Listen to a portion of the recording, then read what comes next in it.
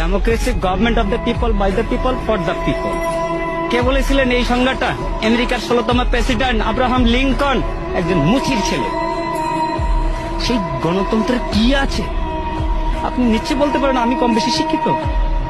অবশ্যই কিছু শিক্ষিত। আমার হাতে কি রিক্সা? কেন?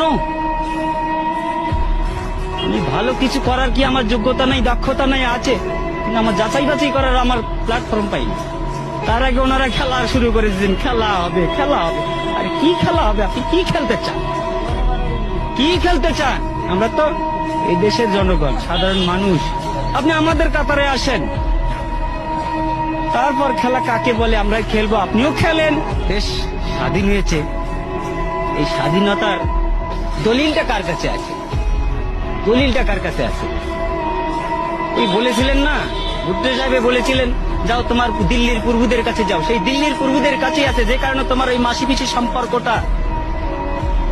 আমরা ইলিশ খেতে পারি না, তুমি পূজার সময় 35,000 টন দাও, বৈশাখে দাও, আর ইলিশ দিয়ে তোমরা খাইতে চাও। আমার আছে 42 বছর বয়সে আমি পাইনি আজ পর্যন্ত নিজের হাতে নিজে রোজগার করা টাকা দিয়ে এক পিস ছোট হোক বড় হোক একটা ইলিশ মাছ কিনতে।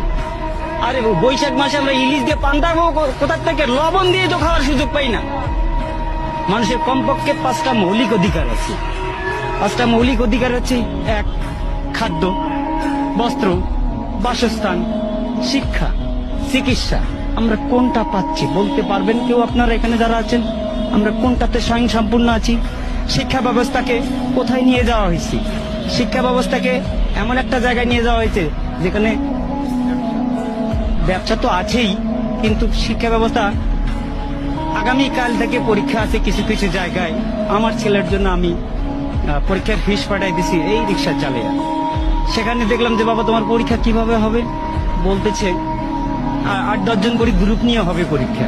এটা কোন ধরনের শিক্ষা ব্যবস্থা? 8-10 জন করে নিয়ে গ্রুপ নিয়ে পরীক্ষা হবে? একটা জাতিকে ধ্বংস করতে গেলে হিরোশিমার পারমাণবিক বোমার দরকার হয় না, শিক্ষা ব্যবস্থাটাকে শুধু ধ্বংস করে দিলেই যথেষ্ট। সেই ব্যবস্থাই করে